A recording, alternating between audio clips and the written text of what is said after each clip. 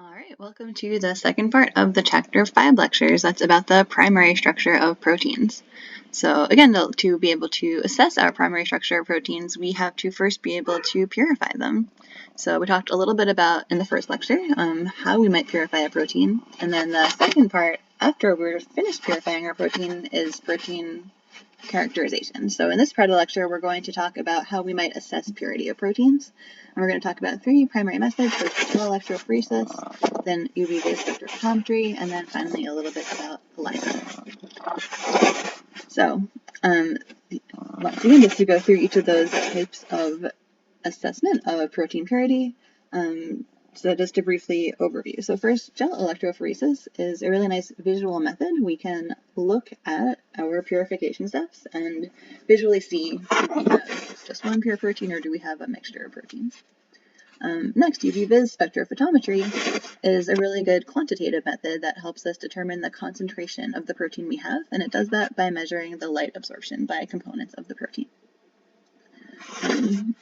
And next we have the activity assay.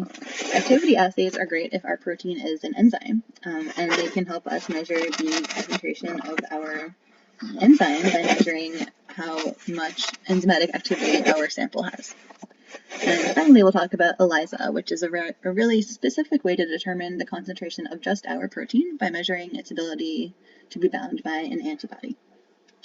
So let's start by talking about gel electrophoresis. So before we talked about gel electrophoresis in terms of looking at DNA, and the concept of it is similar here with proteins, except one important part of using gel electrophoresis for DNA is we'll often actually cut our DNA out of that gel and then use it downstream for other purposes. In the case of proteins, once we run our protein through a gel, we generally can't or don't recover it from the gel. We use it really as a method of assessing our protein as opposed to a way of preparing or purifying our protein. So the really common type of gel electrophoresis that's used to analyze proteins composition in a sample is usually called SDS page, and let's get into why it's called that.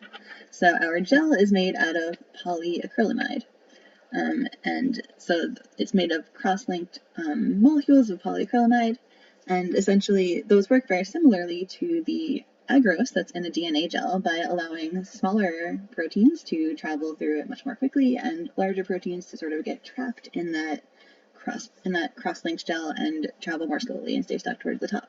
So polyacrylamide is the PA in page. The GE stands for gel electrophoresis. So we'll often call a protein gel a page gel for polyacrylamide gel electrophoresis. The other part of what we generally might call SDS page is the SDS. So I'll just skip down to here for a moment. So SDS is a detergent that we use, and we'll put it in the buffer, both from what we make our gel out of as well as what we prepare our protein in. And that's going to both unfold our protein as well as coat the protein with a uniform negative charge. So now we no longer have to worry about our actual protein of interest, what its natural charge might be at that particular pH and whatever buffer it's in. Putting it in SDS gives the protein an overall negative charge. And it also helps to unfold it, so it's essentially linear. And so this helps to eliminate the shape and charge components that might otherwise make our gel electrophoresis a little bit more complicated. We're only concerned here with size if we're doing an SDS page gel, because SDS, like we mentioned, it denatures our protein by unfolding it, and it gives it a negative charge. There are other types of gel electrophoresis for protein that don't use SDS, and that can also help us look a little bit more at perhaps the shapes of proteins, and they'll move differently through those types of gels because when proteins are folded into a certain shape or they have a different charge,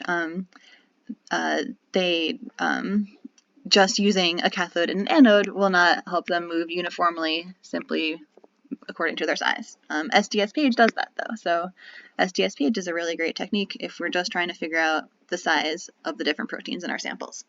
And so like I said, smaller proteins are going to move to the bottom of the gel the fastest, and larger proteins will remain sort of trapped at the top, and that's what all these blue lines in this picture of the gel are representing. Additionally, when we're preparing our sample, we'll often also, in addition to SDS, use beta-mercaptoethanol, which we often abbreviate BME. Beta-mercaptoethanol is going to reduce disulfide bonds. And so that's going to help us both help unfold proteins that are stuck together using disulfide bonds, both within a single protein molecule, as well as different polypeptide chains that might be attached together through disulfide bonds. So using BME is going to help us just further make sure that all of our proteins are separated from one another and that they're all linear and uniform. And that's because of the combination of both BME and SDS. And finally, to actually get this nice blue color that we see of our proteins, we use a stain called Kumasi Brilliant Blue. So Kumasi is a blue. It's a dye. It's blue. It's a small molecule, and it likes proteins. It sticks to proteins, and so after you run the proteins through a gel, you'll stain the whole gel with Kumasi. And ultimately, through a couple of different buffer changes, all the proteins in your gel, regardless of their identity, will turn blue against a colorless background. And so that is going to end up looking a little bit like this, where we have this colorless background and our blue protein bands, and they're blue because of that nice Kumasi blue dye. And they are separated by size. And so this is a pretty large gel. We have 17 different wells in here that all mostly have different samples in them. And because we're separating by size, we want to have some kind of marker or indicator in here that can tell us what size our individual proteins are. So we'll usually, whenever we run a protein gel, we'll run a marker or a standard through it. And that's what we see in wells 1 and 2 in this gel. And along the side here, we have the known sizes for this marker. So basically, a protein marker is a mixture of a number of different proteins of known specific sizes. And so that way, when you have your band, so let's say wells 5 and 6 contain your protein of interest, it falls here. Now you know how big that protein is because it falls just above that 66 kilodalton band. So maybe this protein is, 68 kilodaltons or so. And so if you know the size of your protein of interest, you can sort of guess, oh, this might be my protein of interest because this is the same size as my protein.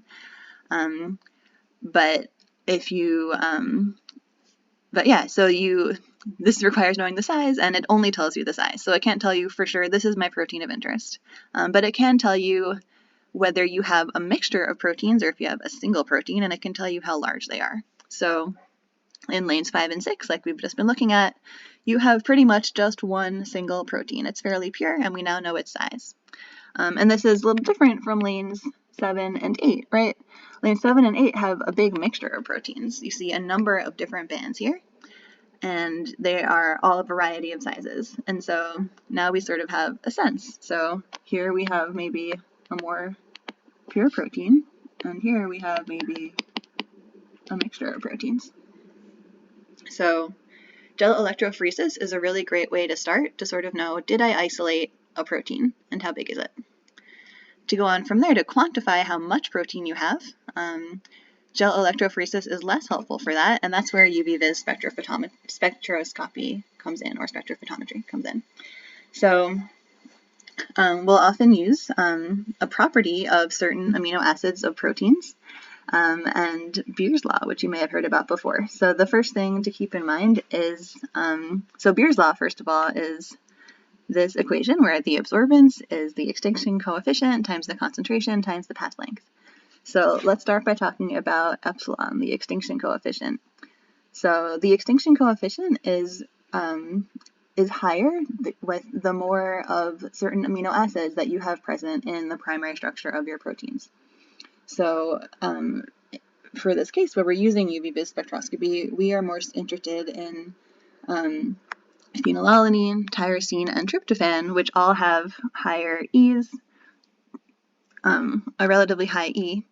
And in particular, when we're epsilon, and in particular, tyrosine and tryptophan around 280 nanometers, which is in the UV range, have high extinction coefficient. So each individual protein or peptide that you have or that exists, right, will have a different extinction coefficient depending on how much tyrosine and how much tryptophan is present in that protein compared to the number of other amino acids that might be present in that protein. For phenylalanine, the peak is a little bit lower, so we don't really measure it when we're looking at 280 nanometers. But 280 nanometers is a great place to measure because few other types of organic molecules or other things that are in your sample will also absorb at 280. So that's the epsilon part of Beer's law. The concentration is the concentration of your protein, and L is going to refer to the path length in your cuvette. So absorbance is affected by all these things, right? So as light is traveling through your cuvette, the extinction coefficient, the higher the extinction, the more tryptophan and tyrosine, the higher the epsilon, which will affect the absorbance.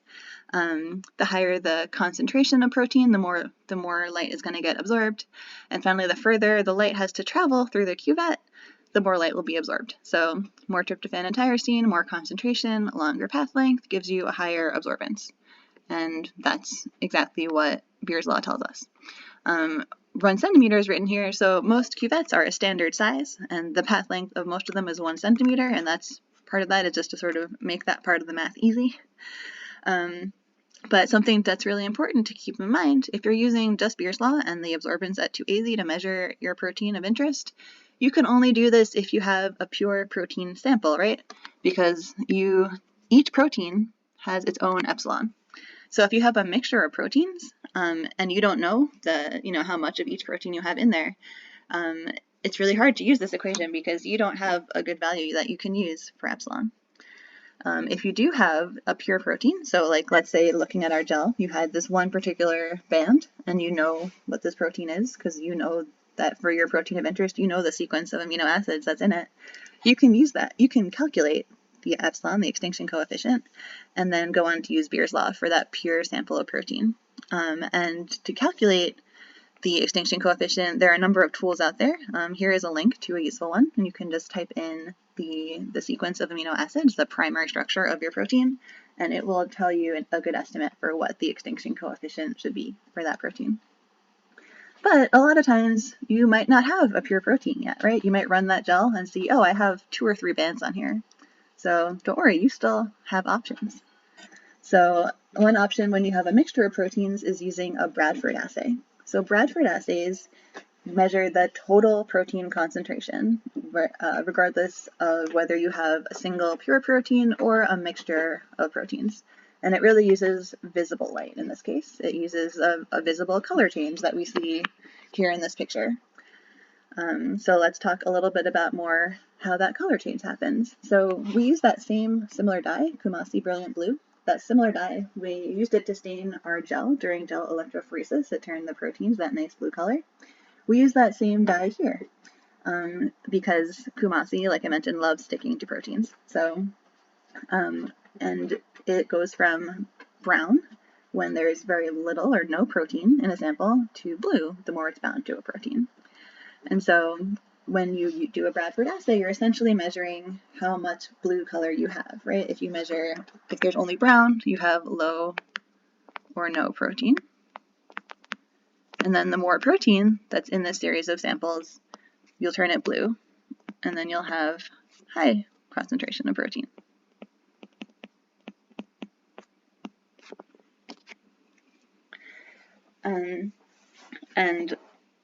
Like I said, the way we measure that is using visible light, right? Brown and blue. And you can use the spectrophotometer to quantify the intensity of the color. And the way you make this quantitative as opposed to just qualitative by looking at, oh, it's blue, oh, it's brown, is you can make a standard curve, which is sort of illustrated again in this picture. So you use a standard protein. The protein that's most commonly used as a standard is called bovine serum albumin, or BSA. It's just a very sort of nice generic protein. It's fairly globular. It's pretty uniform. It's pretty soluble. It's nice. It's pleasant to work with, and so it's often used here as a standard. And you can create a standard curve by creating solutions that have known concentrations of BSA at a variety of concentrations. So you'll make up, for example, here in this picture, we have 5 different standards that each have a different concentration of BSA. So maybe this one has 0 mg per mil, maybe this one has 10 mg per mil, and these ones in between have something in between 0 and 10. And you can use your spectrophotometer to measure the absorbance of light at that blue color and create a standard curve. And between your standards, you have, as you can see here, a fairly linear curve. And so when you have your unknown protein sample, wherever it falls on that curve will help you to figure out how much protein you have in your sample of interest. And that's, again, using that line that you created based on your standards. So that's great if you have any kind of protein. All you need is protein and a blue dye and a standard with known concentration. Then you can measure how much protein you have in a volume, in a concentration way, in grams per volume. If you have a protein that happens to be an enzyme, if your protein of interest is an enzyme, you can also do an activity assay to measure how much of your protein of interest you have. And this is nice, right? So with our Bradford assay, all we can see is how much total protein concentration we have. So if we have a mixture of proteins in there, we see how much total protein there is, but we don't know how much of that is the protein we want. An activity assay can help us with that if our protein of interest is an enzyme.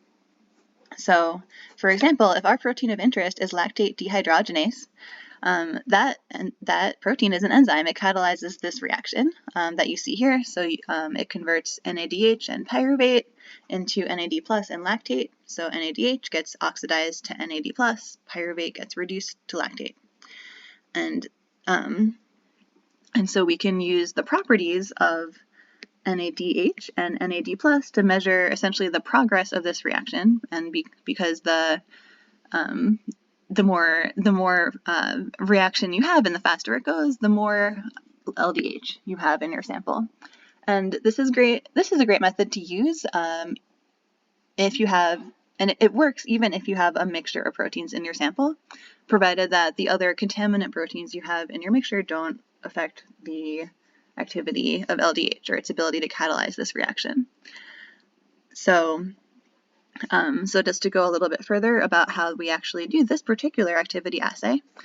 So we know that NADH, one of our reactants, absorbs really strongly at around 340 nanometers that you see here in this dashed line, versus NAD+, our product, has essentially no absorbance at 340 nanometers. So by measuring absorbance at this wavelength, at 340, we can essentially measure the progress of the reaction, because as NADH is used up, the absorbance at 340 will decrease. And it measures very specifically just how much NADH you have. So to look a little bit about how that works, to do this activity assay, we'd mix together pyruvate and NADH, our reactants for the reaction. Then we would add some LDH. And then from there, we go on to measure the decrease in the absorbance at 340 nanometers, which again is because we're depleting NADH, our reactant. And the more protein, the more of our enzyme of interest, our protein, the faster the reaction will go. And so essentially we figure that out by measuring the V0, and that's the speed of the reaction at the very beginning.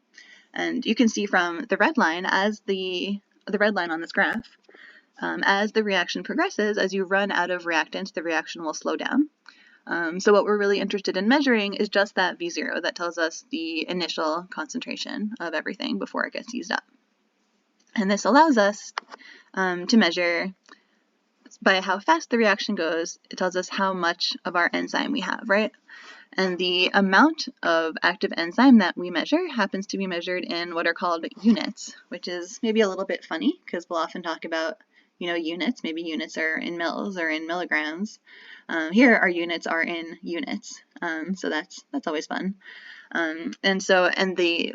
What units are in terms of actual, concentration measurements are different for different enzymes. And for LDH, 1 unit of LDH is equivalent to 1 micromolar of NADH reacted per minute. So the activity assay is great if you have an enzyme, because it can it can tell you how much enzyme you have within that mixture of proteins. Another method that you can use to specifically measure your protein of interest, even if it's in a mixture of other proteins, is called an ELISA. And ELISAs are nice because unlike an activity assay, which requires your protein of interest to be an enzyme, for an ELISA, your protein of interest doesn't have to be an enzyme. It can be any sort of protein. And you'll see here that we use the ELISA to attach your protein to an enzyme that then helps us to measure the concentration of just the protein of interest. So let's go through how that works. So the first step of an ELISA, we have an antibody, and this antibody is going to recognize and bind strongly to your protein of interest. That antibody gets stuck onto this solid support, for example, a plate, a plastic plate. And then and that can be a little bit tricky, right? Because there are many, many types of antibodies, and antibodies recognize particular proteins and peptides very, very strongly and very individually. So that's one reason ELISAs can be expensive, right? Because you might have to purchase a specific antibody to your protein of interest. And so you need these really, really specialized materials for an ELISA, whereas for some of these other assays, you need much more generic materials, such as that just Kumasi dye, which is, it recognizes any protein. Antibodies will recognize one particular piece of a protein. So once you've immobilized your antibodies on a solid support, you're going to add in your sample. And your sample might contain just your protein, or it might contain your protein in a mixture with a number of other proteins. And once you incubate together your sample with these immobilized antibodies, your protein of interest will bind to the binding spots on the antibodies. And at this point, you want to make sure that when you coat your plate with antibodies in this first step, that you have an excess of antibody, right? You want to make sure that every single molecule of protein that you add has a place to stick onto this. If you have extra protein that doesn't bind, it won't help you use this assay in a quantitative way, right? You need every piece of protein to be able to stick onto your solid support via these antibodies. The other proteins that don't get recognized by the antibodies get washed away. At that point, we add a second antibody that also recognizes your protein of interest. And the second antibody also is attached to an enzyme. And the activity of this enzyme that we'll see in a minute works a little bit like an activity assay, right? If we see how much of the enzyme catalyzes a reaction, and that tells us how much of the enzyme was stuck onto our protein of interest. And this is what makes ELISA a little bit similar to an activity assay, except where an activity assay, your protein of interest is the enzyme. Our ELISA specifically sticks on an enzyme to our protein of interest. And this particular type of ELISA is called a sandwich ELISA, because your protein of interest is sandwiched in between these two antibodies, right? So you have antibody, protein of interest, and antibody. There are other types of ELISAs that are set up a little bit differently, but the sandwich ELISA is the one that we will be discussing for the purposes of this course. So once we've attached our secondary antibody that recognizes our protein of interest, we can now add the substrate that gets catalyzed by our enzyme, right? And the substrate, once it interacts with the enzyme, is going to make some kind of detectable product, which is often a color. And then, similar to our Bradford assay, right, which turned a certain color, and we measured the absorbance of that color, for the ELISA reaction, similarly, we have a colorful product that we can then use to figure out how much of our protein we have, right? Because for every secondary antibody here is attached to our protein of interest, and it will catalyze a particular amount of reaction to create a particular amount of color. So the more color we have, the more protein we have. So with that being said, now you know a number of different ways to characterize the purity of our protein that we purified. And so you're ready to go ahead and answer some of those practice questions.